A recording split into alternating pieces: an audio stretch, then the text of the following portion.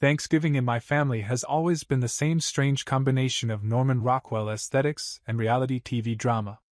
From the outside, you'd see a warm glow through the windows, hear laughter, smell roasted turkey, and think you'd stumbled onto the cover of a holiday magazine.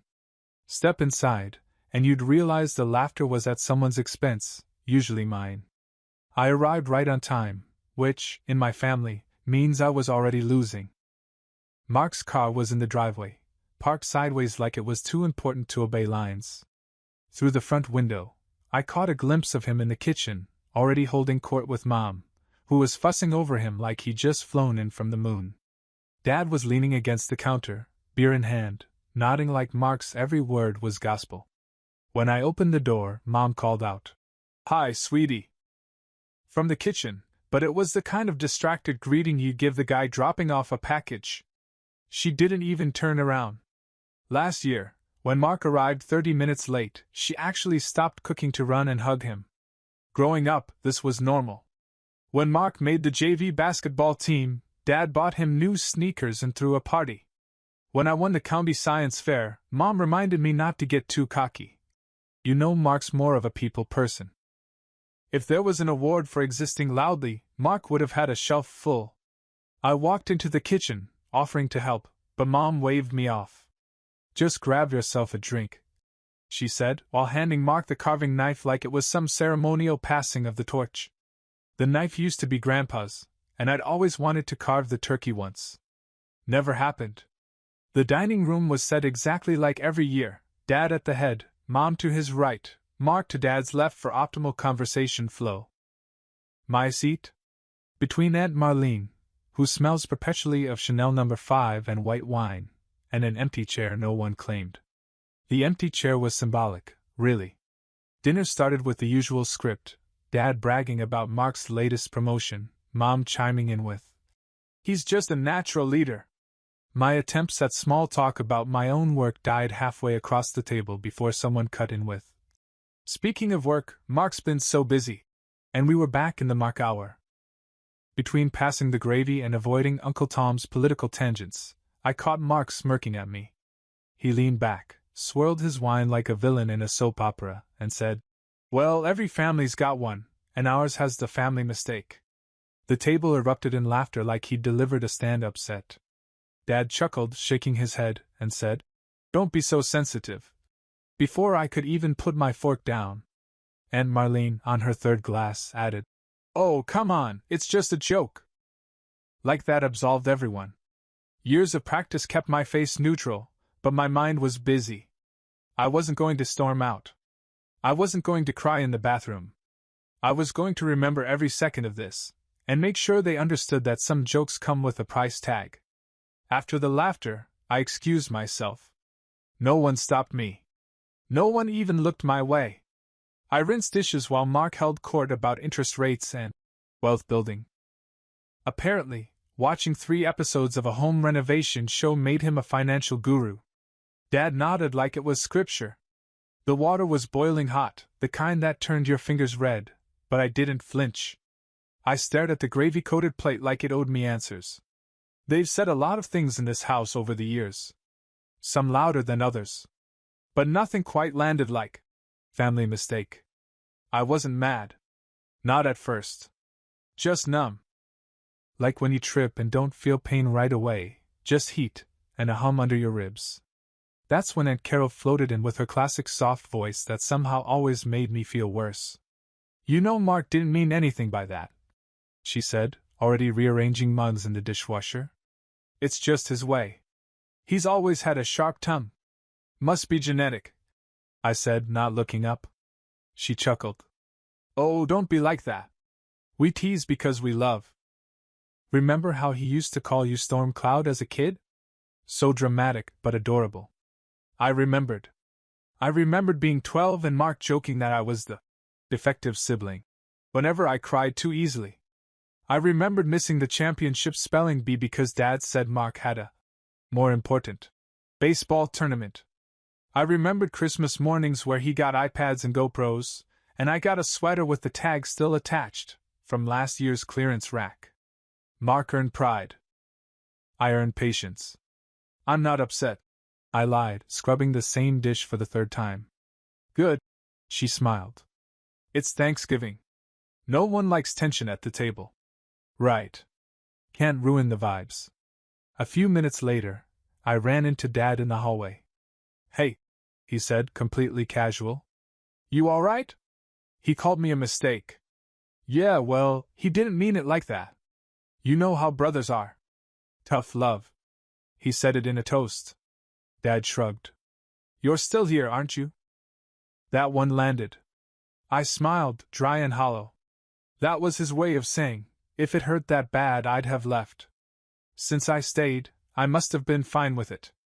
That's how they operate. They toss the grenade and then judge your reaction. And if you flinch? Suddenly you're the problem.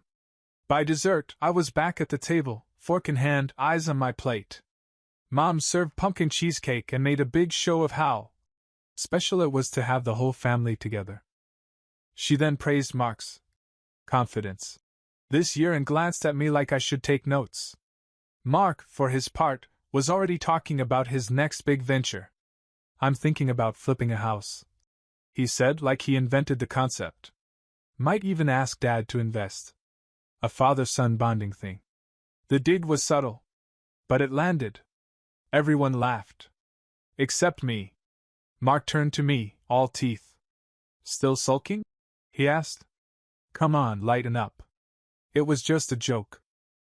You know you're not really a mistake. He winked like that made it better. I smiled. Small. Polite. The kind of smile you use right before you burn down a building.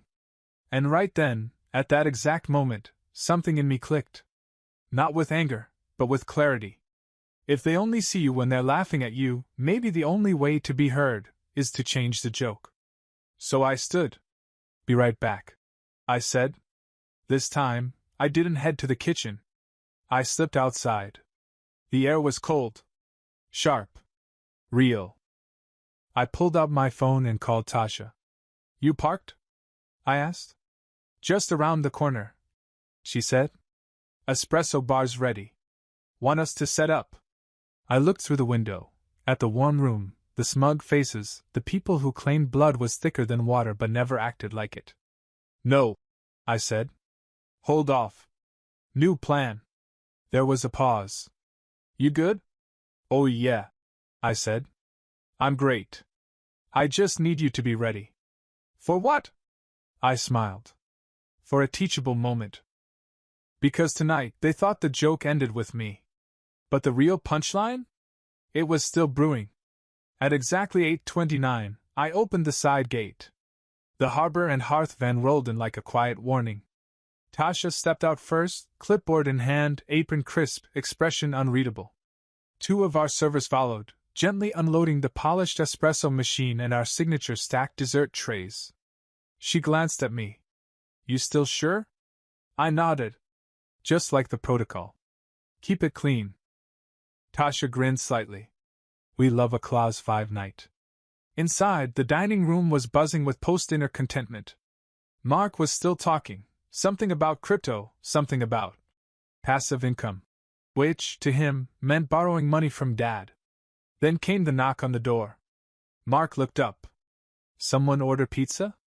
Mom lit up. Oh, that must be dessert. Your brother arranged something special. Dad turned to Mark. You did all this? Mark blinked. No. Mom smiled, still facing the door. Not him. The other one. She didn't say my name. Just the other one. A recurring theme. Tasha entered like she owned the room. Happy Thanksgiving, she said warmly. We'll begin setting up your espresso and dessert station now. Behind her, the servers carried in trays with creme brulee, pumpkin mousse domes, mini apple tarts. The espresso machine hissed as it warmed up. Everything gleamed. Joe leaned toward me. This is yours? Yup, I said, adjusting a plate. How special. Dad wandered over, trying to mask how impressed he was. He was halfway into complimenting the setup when he noticed the clipboard on the counter. What's this? He asked. The invoice, I said casually. All services are pre-contracted.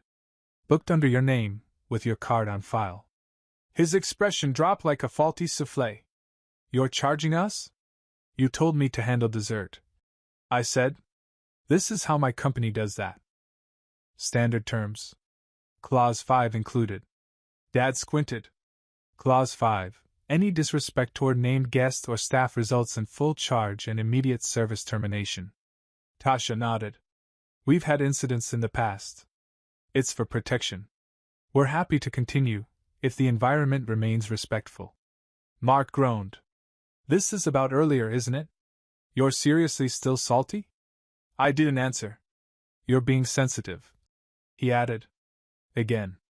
I glanced at Tasha. Remind me, sensitivity costs how much? She smirked. $1,800 base. Plus holiday rate. Plus on-call team. Mark blinked. You're joking. Wish I was. Aunt Carol leaned over to Mom. He can't be serious. I told him to arrange dessert. Mom whispered back. I didn't think he'd. What? I asked. Take it seriously? Do my job professionally? Mark crossed his arms. This is pathetic. I tilted my head. Then why are you sweating over mousse? Dad opened his mouth. Closed it again. Looked at the invoice like it was a pop quiz in a dream. You have two options, I said. We serve dessert and coffee, respectfully. Or we pack up, and you pay in full. That includes same-night breakdown fees. Your call. A long silence. Then, finally, Dad sighed. Let them serve. Tasha gave a gracious nod. Thank you. The espresso machine hissed. The first cup poured. The tension didn't vanish. It just shifted. Because for the first time in this house, I wasn't the punchline. I was the one holding the clipboard. And the claws. The first shot of espresso hissed into its tiny porcelain cup like a challenge. Tasha slid it across to Dad with the kind of polished calm that made grown men rethink their tone. He took it. Sipped it. Said nothing. Aunt Carol hovered by the dessert tower like she was afraid to touch anything. This looks expensive, she muttered, her wine glass trembling slightly. That's because it is, I said. But don't worry, the invoice is already signed. Joe leaned in and whispered. This is incredible. It's what we do, I replied. It was true. We'd done weddings, corporate events, fundraisers. Our setup was tight, timing perfect. But I'd never catered a room where every guest had insulted me within the same hour. We had policies for that now. That's why Clause 5 existed. Mark still hadn't touched a thing. He sat back, arms crossed, smirk sharpening. So, what's the next move? He said loudly. You gonna invoice me for eye contact? Nobody laughed. Tasha offered him a plate of creme brulee. Would you like something sweet? He scoffed. You got anything for bitter? One of the servers flinched. Tasha didn't.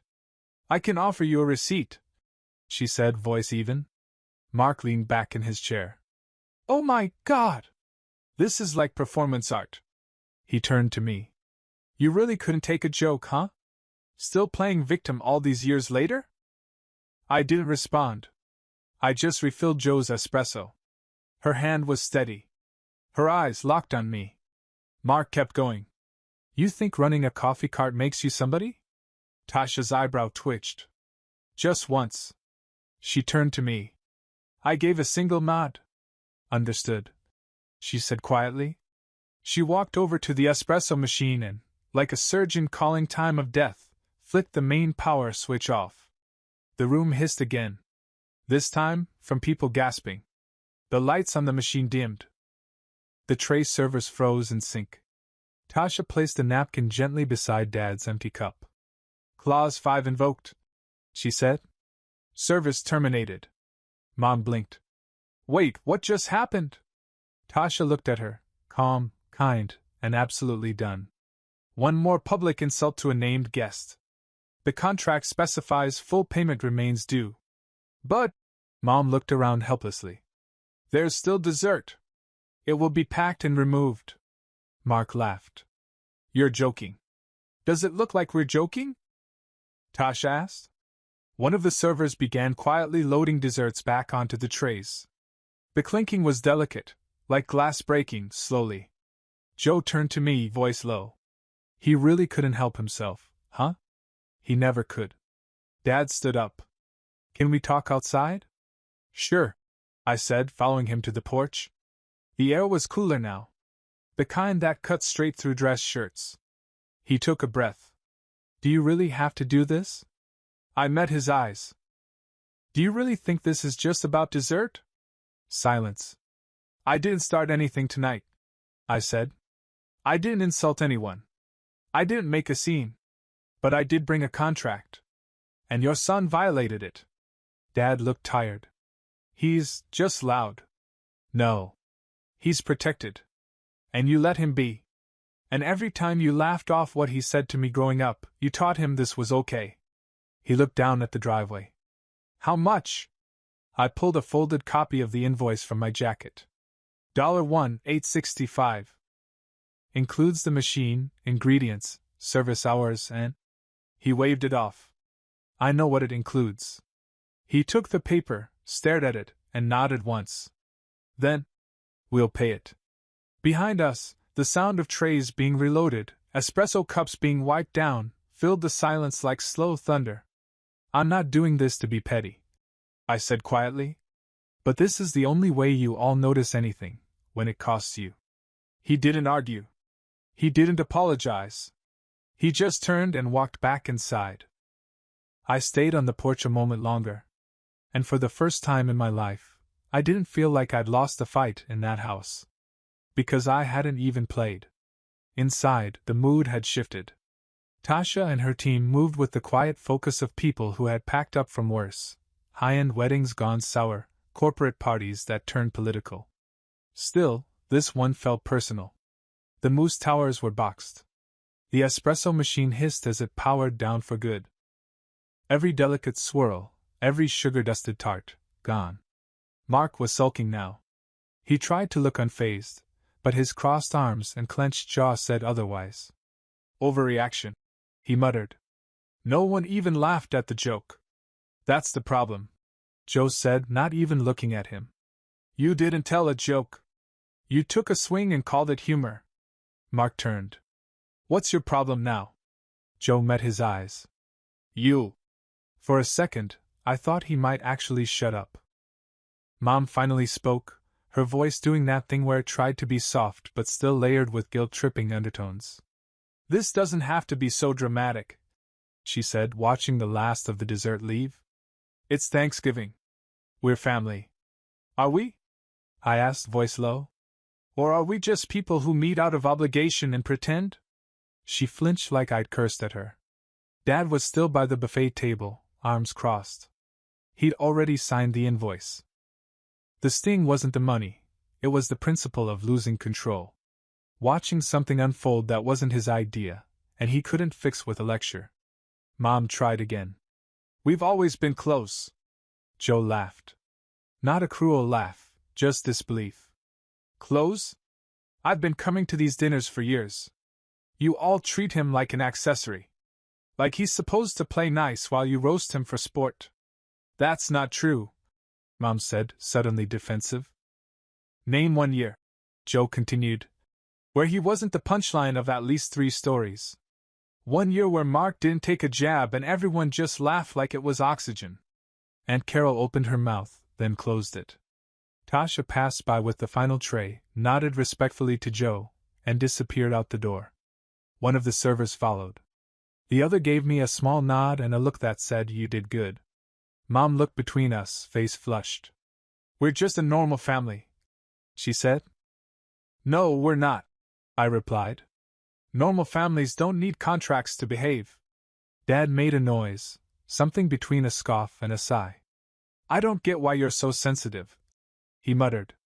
"There it is," I said, stepping away from the wall. "That's the line, right? Sensitive. That's the word you pull out when you've run out of excuses. I didn't mean. You never do. That's the beauty of it. You can say what you want and slap family on it like a return label. But here's the deal. If you won't respect me because I'm your son, then you'll respect me as a contractor." Jo raised her glass. Amen to that. Mark stood abruptly. This is ridiculous. You brought all this drama into the house. No, I said. I brought dessert. You weaponized it. I made it conditional. He stormed out to the backyard, muttering about needing real air. No one followed. Mom turned to me. So this is it now? You punish us over a joke? No, I said. You punish yourselves by never learning when to stop. I just sent the invoice. Then I looked at Jo. Thanks, I said quietly. She smiled. Honestly? That felt overdue. And that's when it hit me. This wasn't just about me anymore. It was about everyone who's ever had to sit at a table, swallow a comment, and call it tradition. Tonight, the silence was finally broken. And the dessert? Was halfway down the block. The morning after felt like the moment after a thunderstorm. Too quiet, too clean, like something should still be rumbling. I woke up with the echo of espresso steam still hissing in my head. Except now, it was my coffee machine doing the hissing, in my apartment, under my roof, where jokes weren't weapons and I didn't need a contract to be respected. The first thing I saw on my phone was Jo's text. Hey. Just wanted to say again, I meant every word last night. And I'm proud of you. Short. Clean. No guilt strings attached. I smiled a little. That alone would have been enough to make my day. Then I opened the lock screen. 11 missed calls. 3 voicemails. And a text from Mom. It read, "We should talk." That wasn't how we wanted things to go. I stared at it for a few seconds. How they wanted things to go? Ah, yes. The annual, ruin the evening and act shocked when there's a consequence. Routine. A few minutes later, she followed up. Mark was out of line, but you escalated things. It was a family gathering, not a business deal. There it was. Not even 10 a.m., and the narrative was already under construction. I could practically see her telling Aunt Carol that I blew things out of proportion. That I embarrassed the family. As if being insulted was less embarrassing than responding to it with boundaries. I didn't reply. I opened my emails instead. Cleaned out a few catering inquiries. Reviewed the uploaded invoice from last night. Thanksgiving event, Harbor and Hearth, paid in full. No gratuity. No surprise there. Around 10:15, my phone buzzed again, this time, from a number I hadn't expected. Aunt Carol. I owe you an apology. I thought it was harmless. But I realized last night, we've been laughing at you for years and calling it teasing. That's not fair. You deserved better than that growing up. You deserve better now. I sat there with that message for a long while. She didn't owe me the biggest apology. But she was the only one who had offered a real one. And that said everything. Later, Jo called. Just checking in, she said. You alive? Barely. I joked. You'd think I overturned a table. You kind of did. Just emotionally. I laughed. She continued, You know what really stuck with me? When you said, if you won't respect me as family, you'll respect me as a contractor. That line hit hard. I meant it, I said, pouring more coffee. You could feel the whole table freeze when you said it. Like you short-circuited the family programming. Yeah, well, I got tired of playing the unpaid intern in a sitcom I didn't audition for. There was a pause. Then, you okay not talking to them for a while? I looked around my apartment, quiet, clean, still carrying the scent of cinnamon and coffee beans from leftover samples. I think, I said, this is the first time in years that silence doesn't feel like punishment. Jo didn't say anything at first. Then, that's when you know it's real. We hung up shortly after. I didn't check my phone again. Instead, I sat down, cracked open a notebook I hadn't touched in weeks, and started sketching out ideas for the winter menu. Maybe a bourbon vanilla ganache. Maybe a hazelnut hot cocoa tower. Something indulgent. Something warm. Something for people who don't laugh when you stand up for yourself. Because for the first time, I wasn't just catering events. I was curating peace. 2 days later, my phone buzzed again. Mom. We're doing a little Sunday brunch. Just family. Hope you'll come by. No mention of Thursday. No apology. No reflection. Just brunch. The kind of message that pretends nothing happened, as if espresso machines hadn't been unplugged in protest and dessert hadn't been escorted out like a fired employee. I didn't answer. 20 minutes later, another ping. Dad. Would be good to see you. No drama. Right. The guy who once broke a TV remote over a fumbled touchdown was now worried about drama. I ignored that one too. But around 11 a.m. I found myself on the freeway, driving with no destination until, almost unconsciously, I took the exit from my old neighborhood. Maybe it was muscle memory. Maybe it was curiosity. Or maybe I just wanted to prove to myself that I could be near them, without folding. I parked 2 houses down and stayed in the car. Through the fence slats, I could see them. Mom setting the table with the floral plates, Dad manning the grill like it was a peace summit, Mark already talking with his mouth full. Joe was there, too, leaning against the deck railing, arms crossed, face unreadable. Then my phone buzzed again. Joe. Didn't expect to see your car. You okay? P.S. They're still pretending Thursday didn't happen. I smiled. Then stared at the screen. She sent another.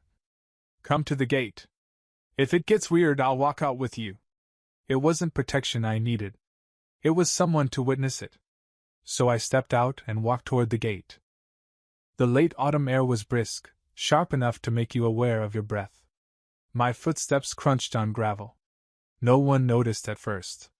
Then Joe looked up. Met my eyes. Nodded. I stepped inside. Mom turned. Oh. Honey. You came. She smiled like she hadn't spent the last 20 years pretending I was overreacting every time I stood up for myself. Mark looked over, chewing on something buttery. Well, he said. Didn't think the coffee boss would grace us with his presence. Same tone. Same smirk. Dad gave a tight nod. We've got mimosas. Help yourself. I didn't sit. I didn't touch the food. I'm not staying, I said. Mom blinked. But we made quiche. I'm sure it's great, I said. But this wasn't an invitation. It was a reset button. I'm just here to say, I'm not interested in pretending nothing happened.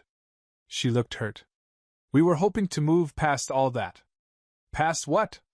I asked. Because so far, no one's named it. Mark scoffed.